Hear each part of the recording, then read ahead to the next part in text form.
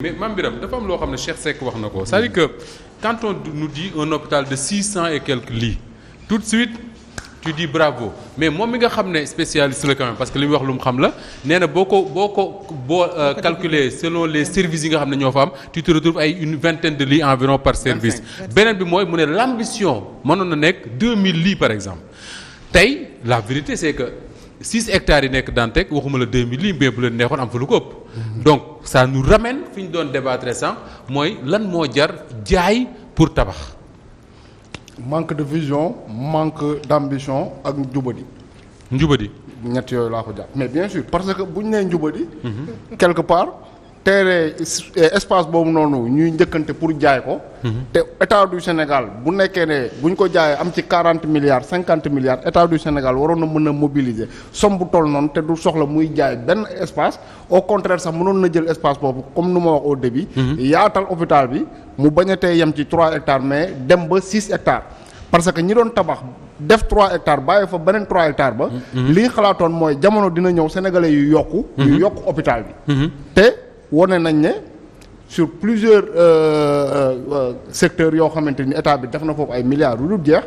lu mel ni stade bi may lim boobu ba léegi 156 milliards yoo xamante ne nii. kenn waxtaanee wu ko ab député ñëw na fi invité nañ ko fii ma laaj ko ndax yéen assemblée nationale discuter ngeen ci création stade bi waxtaan ngeen ci xaalis bi mu ne ñoom mosuñu koo yëg. donc président de la république moom moo toog mu ne Sénégal kat war nañoo soxla stade boo xamante ni dina mel ni stade yay nekk Europe. mu defar ko kenn du ne baaxul de mais dañu ne. comme nu mu ko xalaatee defar pour stade avant loolu waroon nañu defar. hôpital boo xamante ne nii. su sénégalais feebaree quelle que soit complication feebar boobu. war nañ laa mën a fajee fii. bien sûr gis nañu ci temps wu Covid bi. bi ñu tëjee frontières yi ñaata nit ñoo faatu fii lu ñu wax mooy tout simplement parce que. mënuñu génn amuñu possibilité. exactement pour dem en Europe te xam nga leneen Moustapha lu gën a garaaw. ñu ngi débat ñu ngi discuter ñu ngi wax lu ne. te man seen projet bi dama cee déggul benn yoon ñu ne. ci hôpital bi dinañ ci créer benn institut national au moins de recherche. parce que Covid bii passé li fi xew daf ñoo waroon a jox Moustapha leçon. dama Ramatoulaye Mame Birame le projet bi Sénégal yooyu présenté. waaw dafa amoon une partie réservée à la recherche. ba pare ñoom li ñu seen projet laay wax de mooy dañu bëggoon a connecter l'hôpital à d'autres hôpitaux du monde parce que nouvelle technologie permettre na noonu pour permettre aux gens d'être à niveau ci wàllu recherche ak yu demee noonu xaw ma nag ba xam projet bi xëy na Lamine Bara dina ñëw léegi alors Ramatoulaye dafa am lu Cheikh Seck wax sànq mooy dafa jël exemple Fann ñu bari duñ ci def at duñ ci bàyyi mais Fann bari na ay services yu ñu fa tabaxaat après tudd na sax Albert Royer ak yeneen c'est parce que Fann dafa am réserve tey Dantec bu fekkee ne jaay nañ 3 hectares yi tabax sur 3 hectares ça veut dire que tey d'ici 2000 je ne sais pas moi 2030 2050 on sera peut-être 30 millions de Sénégalais xaw ma j'en sais rien du tout mais mënuñu fa tabaxati leneen c'est fini à moins que ñuy tabax jëm ci kaw asamaan si. du doon possible Moustapha parce que démographie bi su fekkee population bi day augmenter. day yokk moom réserve bi ñuy war a. Moussa Assane wax nee na yokk gi sax doyul il faut ñu gën di yokk. mi ngoog te amul suffisamment de place boo xamante ni ou bien de terre boo xamante ni mën nañu augmenter également seen bâtiment yi ñi ngi wax construire en hauteur la ñu wax. su ma xoolee ci yenn documents yi dañuy ne sax. à 6 niveaux la ñu wax xawma je pense bien 6 niveaux mais loolu également est-ce que dina doon solution bi nga xamante ni moom la ñuy xaar ci hôpitaux c'est vrai Lamine Bara mi ngi koy wax bari na tey jii ay réalisation côté hôpitaux yoo xamante ni président tabax na ko mais il serait bon également yii nga xamante ni c'est plus accessible population yi nekk fii mais 3 hectares yooyu aussi tey jii ça pose problème bu fekkee 3 hectares yi pour 30 milliards donc la comme wax nañ ko sànq 30 milliards warul të état warul të état 30 milliards warul ko të donc tey jii ñoom oto yi ñuy dawal sax boo demul daal mën na 30 nangu ñu expliquer aussi lan moo waral ñu bëgg jaay 3 hectares yooyu te également Lamine Bara ñu ngi ko maa ngi ko koy laaj léegi Sénégalais yi indi nañu seen maquette et tout proposé leen ko pourquoi ñoom ñu préférer les Espagnols au détriment de ça. Est-ce que du foofu le problème c'est-à-dire est-ce que du foofu la communication sooxe. c'est-à-dire que ba léegi expliquer wuñ lan moo tax projet bi leen njëkkoon a présenté jëluñu ko deuxièmement ba léegi mënuñu wax lu leer ne lii moo tax. ñu bëgg a jaay suuf Dantec. jusqu'à présent nanguwuñ parce que vente nag li ma waa ji wax moo ne bokk traduire ci wolof mooy jaay. moom laa ma ne jusqu'à présent nanguwuñ ci addu loolu déjà benn nébuleux la boo xamante ni bu fekkee expliqué wuñu ko te ñii nga xamante ñooy travailleurs yi nekk foofu. ñoom it je ne pense pas que ñu am information boobu. non leneen aussi lu Cheikh Seck waxte aussi lu am importance mooy prestataires yi nekk foofu. ñoom aussi quel sera leur sort parce que ñoom it. ci nee na ba tey jii ñuy wax xamuñu fan la ñuy xëy xamuñu fu ñu jëm. mais Lamine mi ngi naan ministre bi waxtaan na wax nañu lii ñii dinañ leen redéployer personnel bi également dinañu dem fii ak fii mais jusqu'à présent ils ne convainquent pas. précision importante. nee na ministre bi waxtaan na ak ñoom mais def na leen dégg na li ñu wax dina dem ci. finance c'est important. et d'ailleurs c'est comme ça que ça doit se passer. normalement alors que Bara daf ñu waxoon ne ministre bi jël na engagement ne benn salaire du taxaw. avant muy tontu moom Lamine Bara Pape Makhtar est-ce que ça suffit li ñu fi dégg yëpp depuis ñu commencé 22h30 ba léegi pour dire comme ni ñu ko bindee ci titre bi que ne le Dantec c'est le scandale wala ça risque d'être le scandale du siècle. Scandale du siècle je pense pas parce que yaakaar naa ni. am na yeneen Petrotim ak affaire gaz beeg yooyu. dara du ko ak building administratif dara du ko romb ba ci TR bi scandale moom yaakaar naa ne Macky Sall bu ñëw rek yées morom bi. dafa am benn information boo xamante ni kii moo ñu ko jox Mamadou Makhtar Sarr. ci hôpital Touba bi ñuy wax. oui neen depuis 10 mois forage bi alimente structure sanitaire dafa nekk en panne. 10 sur 20 services ñoom ñoo ci fonctionnel Mamadou Makhtar Sarr bi suñu correspondant ci Touba moom moo ko. du wax lu mu amul moom. alors li ma bëgg wax ci li nga xamante ne mooy mbirum Dantec bi Moustapha kii mi ngi koy laaj léegi Cheikh mu ni foofu ñaata la seen kii bi di jar mi ngi jar 300 000 francs.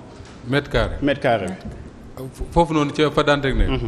d'accord ville foofu 300 000 francs le mètre carré bi di jar mooy fu gën a cher ci Sénégal donc en fait. li ngeen bëgg li ngay laajte ni te nga xam ko te sénégalais yu bëri xam ko. mooy lan moo tax ñu jël sénégalais bi teg ko na la indi étranger parce que sénégalais bi moom li ko intéressé mooy lan la ñuy fexe ba rendre service sénégalais yi. kee lu ko intéressé mooy plus-value. oui faire de l'argent. mais kase loolu kase ko ci intéressé te mën na ni man seen espace bii mën naa leen ci tabaxal lii moitié bi ñu tabax ko ñu jaay ko mais bu ñu ko jaayee foofu mën nañ fa def ay hôtel parce que maa ngi koy wax léegi Issa Tine di ko naan booru géej kenn du fa def hôpital. parce que ñoom yaakaar nañ ne malade saa waay mala la rek boo xamante ne bu wéree baax na bu dee baax na parce que en réalité ñoom fajuñu suñu hôpital yi donc loom li ñuy xalaat mooy tey jii nañ leen wutal benn pakkus bu ndaw di toog di réjouir ci 600 lits. ñoom déjà mooy fréquenté wuñu hôpital bi nee nañ la dafa doon am ba 800 lits nuñ ko doon lijjatee xamuñu ko ñoom médecins yi koy wax. yow ngay deewlu si di ñu naan ay way capacité 400 lits capacité 400 lits te pourtant ñoom. li ñu doon fonctionner dafa doon dépasser 800 lits ñun la hôpital bi dañu doon recevoir plus de 10 000 personnes par jour. c'est l'exemple que je donnais bi ma doon joxe la dernière fois par exemple soo demee fu mel ne Philippe Senghor parce que bëgg moo damay wax lu ma gis mën nañ la wax ne fi ñuy def jigéen ñi bu ñu accouché ba pare mën nañ ne nangami lii la. donc yow da ngay jàpp ne nangam ci ay jigéen ñoo fa nekk mais boo fa demee ba teg sa bët da ngay gis ne. da ngay gis ñaari jigéen yu am doom. kii tëdd nii féet tànkam féete nii kii tëdd nii tànkam féete ne ñu teg bébé yi nii ku nekk ñu takkal ko benn affaire pour ñu bañ a jaawaloo. loolu moom maa ko teg sama bët kenn net li mu. Moustapha hôpital Dantec donc ça veut dire que il faut doubler. hôpital Dantec bi plus de 800 lits mi ngi fa woon. médecins yeeg ñu fay liggéey xam nañ ko. couloir sax dañ fa doon def ay lits. service yi boo doon dem da nga doon gis ba ci buntu yi sax dañ fa doon def ay lits am na ñoo xamante ni sax dañ leen di jéem a teg noonu parce que dañuy am problème espace boo xamante ni pakkus bu ndaw dañ fa doon def lii donc tey situation bii Dakar nekk di jëm ci ay 5 voire 6 millions d'habitants. nga ñuy toog di ñuy wax ay waxu 600 lits Dakar jëm ci 6 millions d'habitants di dem ci 7 millions day gën a peuplé yow doo jël espace boobu nga xool nan ngay fexee ba c'est-à-dire maa ngi koy wax sànq hôpital tey jii ci yenn dëkk yi koom-koom la. tey boo amee hôpital de dernière génération ici à Dakar mais ñi nga xamante dañuy jóge Guinée ñiy jóge Mali ñiy jóge feneen ak feneen mais dañuy ñëw Sénégal ba ñi nga xamante dañ doon dem Maroc dañuy arrêté dem Maroc dañuy ñëw Sénégal te aussi dañ ko doon am ci conditions yoo xamante ne yu baax la yu doy yu baxane la mais malheureusement suñu président Macky Sall moom lu yitteel askan bi yitteelu ko bu ñuy wax ay waxu hôpital dafa na fi ay hôpital dafa na hôpital yoo xam ne ay bâtiment la loolu kenn du ko weddi mais 11 milliards nañ ni woon moom moo tere fonctionner li nga xamante mooy dalal jàmm te loolu dañ koy wax yàggul bërki démb la 11 milliards moom moo ko tere woon fonctionner parce que dañuy soxla woon matériel boo xamante ne ba tey amuñu ko te ci dalal jàmm am na ci côté yoo xamante ne ba tey jii dee inondé donc gis nga ñoom mënuñu xam hôpital yi lu ci ne parce que fréquenté wuñu ci hôpital yi te fajuwuñu ci l'hôpital yi d'accord mais sénégalais yi di faju ci l'hôpital xam nañu que déjà problème yi fi am déjà sachant que ni Dantec mi ngi nekk di fonctionner problème yooyu ñi ngi fi woon léegi boo ko supprimer la ngay supprimer d'accord alors si c'est possible Issa de vérifier parce que Pape Matar wax na sànq le mètre carré à 300 000 foofu noonu. mais non c'est li ma lay wax nii mooy journal officiel la. oui waxantu. non je sais mais là je lis que ni ça peut aller jusqu'à 1,5 million le mètre carré. qu'est-ce que défaut la bokk war na cee mën a wax déjà prix non bi de toute façon Fadilou xam na lu muy jël. doon wax léegi Pape Matar foofu noonu ay environ 1,5 million lay nekk. 1,5 million ba pare option bi maanaam disponibilité produit rek dañ koy jaay. ça peut aller beaucoup plus quoi. waaw c'est-à-dire que le fait que affaire disponible déjà dañ koy jaay. non xam nga zone boobu noonu doo fa gis 3 hectares yu nekk en un seul lot disponible. non doo ko gis. donc ki gën a bëgg mbir mi mën na surenchérir quoi. donc boo amoon 1 million le mètre carré wala 1,5 million le mètre carré. option bi. moo tax nit jënd ko lu gën a cher loolu. mais aussi état am na plan triennal d'investissement prioritaire. kenn du xëy débloqué ndoo 30 milliards wala 60 milliards pour tabax ko la moo tax mënuñu def chaque année état bi génne 5 wala 10 milliards yi gars yi soxla jox leen ko. ñu tabax ñu lissé ko sur 3 ans par exemple. oui. li ma joxe di journal officiel lu 2010 la décret bi nga xamante ne numéro 2010 400 du 23 mars 2010. c'est ça on est en 2022 donc. ça a monté décret bu bees si diggante. absolument. allez-y Lamine Bara bari na yoo ci noté nga tontu ci ñu jéem a avancer. dégg naa waxtaan ak man Biram expert en tout Cheikh déglu naa ko mon frère mu ne hôpital Odji associé wu ñu ko nangam ak nangam Cheikh n'est pas responsable de chef de service bu ñuy yóbbu ni ñuy évacuer il parle le directeur de l'hôpital de Odji traite avec les responsables de chef de service dafa am aussi administration nu muy doxee leneen li nga xam ne kii moom la wax sur la préférence nationale nit ñi aussi dañuy war a vraiment gëm man loolu la wax sànq jàpp ne ñi liggéey sur ce dossier président de la République ak gouvernement ay options lañ jox ak ay orientation c'est des fonctionnaires de l'État ñoo ci liggéey te ñun jàpp naa ne quand même Sénégal en termes d'expertise suñu cadres yi ils ont traversé tous les régimes ku jël réew mi cadres yi nga fi fekk ñoom ngay liggéey te le Sénégal quand même fait partie des pays yi nga xam ne njëkk nañu commencer di initier ak di développer des projets et programmes à haute intensité de main-d'œuvre à travers les partenariats publics-privés. est-ce que waruñoo changer cadre ça fait des années que ñu ciy liggéey option yi nag comme li ma leen wax.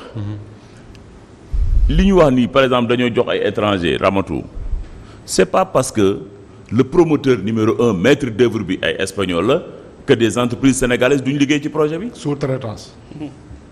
terre bi. député mais c'est des entreprises sénégalaises ñoo ci liggéey. sous-traitance. donc ça c'est un faux argument de dire que voilà on a donné ça à des espagnols les espagnols là ils vont amener des ouvriers espagnols ils vont amener des entreprises espagnoles ñëw liggéey sa Dakar mais c'est les entreprises sénégalaises les ouvriers sénégalais les ingénieurs sénégalais qui vont travailler sur le projet. nit aussi looy wax da nga koy wax ak bonne volonté ak honnêteté intellectuelle wala nga wax loo xam ne dafa la neex wala xamuloo ko. yow mi yaay wax terre bi est un dossier un chantier plus compliqué. plus de 30 entreprises sénégalaises liggéey nañ ci terre bi. waaw doo tontu ci salaire c'est valable pour l'hôpital les stades là. c'est des entreprises sénégalaises ñoo ci liggéey. les prestataires. c'est des ouvriers sénégalais ñoo ci liggéey. contractuel lu Dantec bi. voilà kan leen di fay.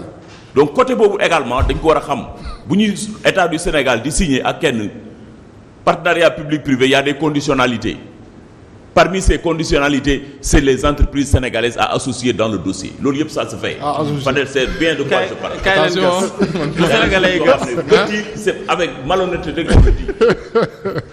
S'il y a quelqu'un qui défend l'entreprise sénégalaise, c'est bien ce gouvernement-là. li ma jaaxal day wax mel ni ku sérieux ci li muy wax. Oui, mais nag attention, préférence nationale ne veut pas dire exclusivité nationale. On a vu ici des entreprises sénégalaises à qui on a donné des marchés et qui ont été défaillants. C'est ça aussi la vérité. Le dire, c'est pas faire le procès des entreprises sénégalaises. mooy Mansour Faye joxoon ceeb bi.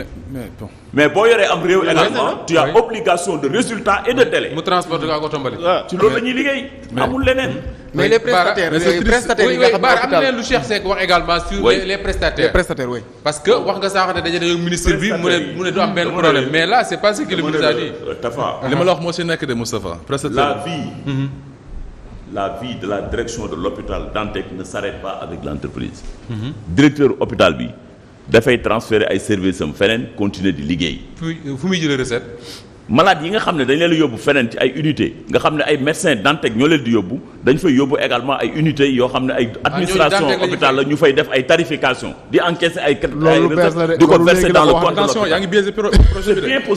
c'est bien possible c'est possible wala loolu mooy am. c'est bien possible non leerul de. c'est possible wala noonu lay demee. mais dama ne la c'est possible que ça ne veut pas dire que ne aujourd'hui du point de vue recette hôpital Dantec a mis la clé sous le paillet. c'est possible ça veut pas dire que noonu lay demee. c'est ça je dis c'est pas comme ça. d'accord xam nga aujourd'hui. L'administration Après, de l'hôpital Dantec continue à vivre. d'accord. non c'est que il faut nga xam administration naka lay doxee. waxuñu ko. ministère des finances mooy joxe subvention aux hôpitaux et président orientation yi mu jox et que loolu la ministre wax démb les travailleurs et les prestataires. ak ñépp ñi nga xam ne dañuy liggéey hôpital Dantec du ñu dagg salaire u kenn. du ñu dàq kenn ku hôpital bi yoreel engagement am nga ay këyit danañ la fay bu jotee.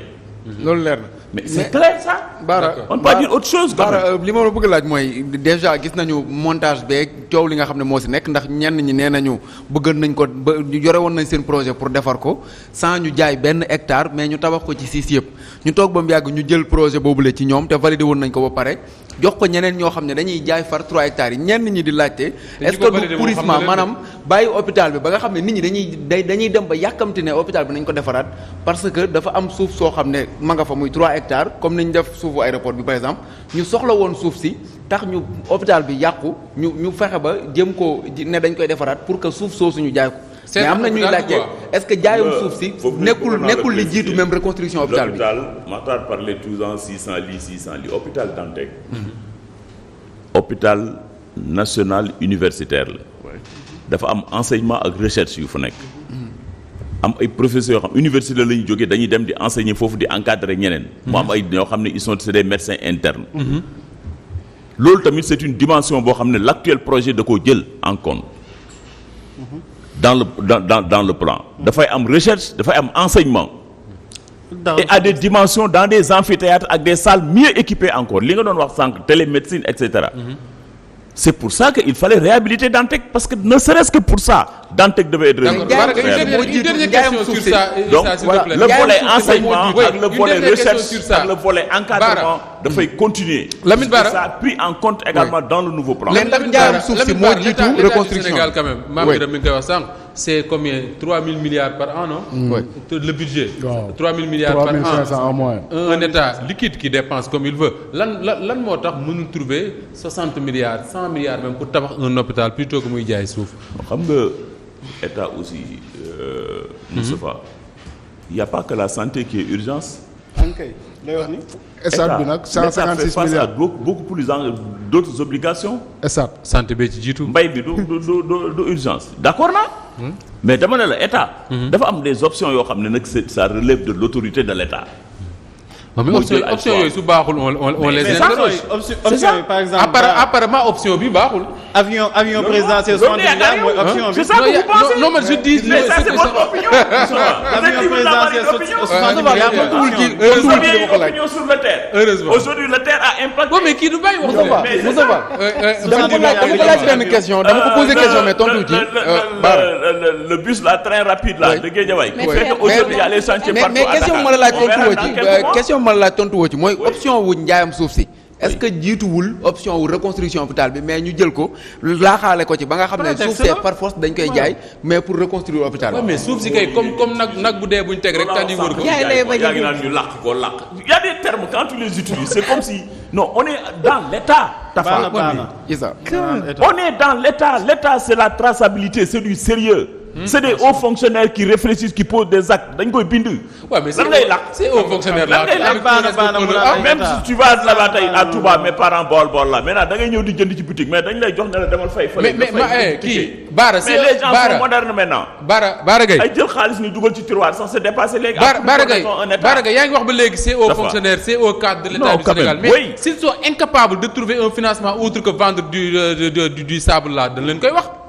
Quel est le problème? Moustapha. Il ne peut pas proposer au chef de l'État autre chose que vendre 3 hectares. Mais ces hauts fonctionnaires là mu tudd Fadilou Keita ak Bara ci am il faut leur dire que li ñu def baaxul. dama la bëgg a xam lenn. Oui. nit ñi dañoo politique fal ak nit kooku c'est à lui de faire ses options et de les dérouler. ba bu juumee kenn du ko wax. Le moment venu maintenant s'il faut le sanctionner on le sanctionne. Mais il faut pas non, avoir le monopole non. de penser que voilà tout ce qu'il a fait il aurait dû faire ça. non su nekkee je ne sais pas pourquoi il a fait. non bu nekkee loolu la. Oui. débat bi kon jaru ko. Mais c'est ça. bu nekkee bu la falee yow da nga am pouvoir yow la neex ngay def say option yaa ko exercer ça marche pas comme ça. Pourquoi toi tu penses que ton option est meilleure que l'option de Bara s'il vous plaît. yéen ñaar yaa am seen léegi déglu ko mu wax. voilà je dis pas que ni. alors sunu option mooy li gën mais xam nga lu ma xam. bu ñu génne woon sa projet bi teg ko. challenge ko maanaam ñu may ay sénégalais fii. ñu conceptualiser quelque chose teg ko fii. dinañ produire loo xamante ne moo gën lii téeméeri junni parce que xam nga la moo tax. Ça c'est ton opinion. non loolu moo am xam nga la moo tax. je le dis ici non xam nga ñëw rek Bara xam nga la moo tax moo am. suuf si kenn du ko mës a jaay loolu aberration la en fait. loolu caaxaan la quoi sérieusement fi mu amul administration yi ma tudd sànq. amu ci kooy dem tey ne ko suuf bi état du Sénégal mu ne la noonu nañu ko jaay. non parce que xaalis dafa disponible ci àdduna bi dama lay expliquer y a des fonds yoo xam ne dañu nekk États-Unis xam nga lu ñu demandé ku leen jël taux bi sax day minime taux yu ñàkk fayda lañ ciy def. am ñoo xamante ne bu déglu ma Bara man j'ai reçu des gens déglu ma Bara déglu ma tuuti Bara man j'ai reçu des gens yaa neexal waxtaan boobu léegi Badou je pas écouter parce que ça c'est des légèretés. di nga écouter nag mais arrête ah non ça c'est des légèretés. Des fonds qui sont Bara ñu déglu waay ñu déglu Bara aujourd'hui mais Bara boobu léegi mais Bara aujourd'hui allez-y des gens am ñoo xamante ne bu ñëwee waxala ma ñëw toi aussi xam nga ñëw rek am ñoo xamante ne bu ñëwee seet si la Bara ne la dañuy xool sa portefeuille de projet nu mu toll. man dal na ma sa portefeuille de projet nu mu toll boo leen waxee ay 20 milliards ay 30 milliards dana non mënuñu la financer parce que ñun à partir de 50 milliards la te chèque lañ lay jox nga dem. l'argent est disponible te cherul xamuñu fu ñu dugal seen xaalis yi ci àdduna bi donc tey am sa bien di ko jaay du xam-xam bi ma doon stage man li ma la wax nii c'est ay 15 ans ci ginnaaw 20 ans BHS amoon nañ benn projet bu ñu doon woowee locatif boo nekkoon sax gardien am benn lopin de terre. boo ñëwee duñu la ko jaayloo da ngay signé ak ñoom benn convention ñu hypothèque ko jox la xaalis bi nga koy tabaxee ngay rembourser ba remboursement bi jeex nga soog a mu mat sa terrain dem terrain bi sax doo ko jaay waxuma la nag nga toll niveau état. xam nga tey bu ñu amee problème ci infrastructure yi suñu carte sanitaire bi tey projet programme yi fi génn yëpp dañu naan dañuy yokk carte sanitaire bi dañuy def département bu nekk hôpital de niveau 3 et cetera mais loolu bu ñëwee 10 ans ngeen gérer ko Sénégal 10 ans. que l'on en soit là à dire que Dantec dañ ko war a déménager mi ngi amee vraiment symbole échec mënul weesu loolu. je suis désolé. tu aurais dit à des particuliers ne déménager la ma hôpital bi day taxaw ne non ok d'accord dinaa ko déménager mais da nga may ma déménager ko sur 8 mois comme ni Pape Matar 8 mois 6 mois wala 1 an. def plan bu normal plan social bu normal boo xamante ne coow du jib te lépp nañ ko def ni ñu ko war a defee. parce que c'est pas le projet le plus colossal. non xam nga Bara s'il vous plaît. je reviens sur ce que tu as dit. s'il vous plaît Bara mais je te laisse répondre quand tu parles. dama ne li ngay wax nii c'est comme si ça n'est pas appliqué au Sénégal. Combien de grandes infrastructures on a réalisées ici en des délais records? Comment on les a fait? Est-ce que c'est avec les ressources du budget de l'État qu'on les a fait? Bara, c'est le micro. Non, Bara, il faut pas dire ce que tu dis là, c'est comme si ça n'existe pas dans ce pays. Non, s'il vous plaît, Bara. Ça c'est bien, mais allez-y. Bara, ne déplace pas le débat. Xangala mo nek en question ni, xangala mo nek en question. Oui. Allier ne souci, jël souci diko jaay. C'est ça la grande question. Non, mu nga am xaalis bu bees sax bu jóge en Europe wala bu jóge États-Unis wala bu jóge fépp ci àdduna bi mais kenn ko jaay ki tabax building bay li ma leer mooy boo demee moom moo levé ji ay fonds Port Sec de Ndayane sénégalais moo fa nekk di liggéey moom moo dem levé ji xaalisam États-Unis ak keneen les gens lèvent fii ay 30 40 50 milliards particulier la alors particulier les sénégalais ay sénégalais levé 60 milliards di tabax projet fii biir Sénégal donc pourquoi état du Sénégal am ay bien wam di ko bàyyi muy effrité wu comme ça loolu non sens la amul dara loo xamante ne da koy justifier mais la moindre des choses. li ngeen waroon def ci projet bi. Bara pour man ngeen teg ne d'accord am nañ projet wu rénover wala reconstruire hôpital bi. projet bi lii mooy critères yi ku bëgg a participer ñëwal participer. di nga gis sénégalais yoo xamante ne man maa la ko wax des sénégalais qui vont te faire des projets yoo xamante ne si bépp composante bu nekk ci projet bi. ñooy battre gars yi ba mu leer nañ parce que norme de construction yi am fële aujourd'hui au Sénégal fii lépp loo fi soxla si norme de construction gars yi ñu koy tabax fii biir Sénégal les gens ont la technicité parce que Europe lañ jàngee États-Unis lañ jàngee ba pare ils ont pratiqué là-bas balaa ñu ñëw fii pour la plupart c'est des gens qui sont très techniques ba pare xaalis BOAD bi boo ko fëggee boo indee projet bu normal loo bëgg ci ay milliards mu jox la ko on n'a pas besoin de vendre ce foncier là loolu il faut que ñu tomber si d'accord tamit Fadilou bëgguma woon dugg sax dans ce détail là mais li ngay wax nii dafay day confirmer li may bëgg a wax j'ai rencontré moi ceux qui ont financé wala ceux qui devaient financer le projet là Issa doon présenter ça et ils ont dit exactement li nga nekk je les ai rencontrés hier dans l'après-midi pour justement préparer cette émission là et exactement le modèle financier bi ngay wax nii moo doon expliquer que ni c'est pas du tout compliqué. Il y a beaucoup de Sénégalais qui construisent des choses extraordinaires dans ce pays. D'ailleurs, il y a une usine qui doit être montée à Diamniadio prochainement qui va faire de l'aluminium. Le financement, c'est un peu comme ça.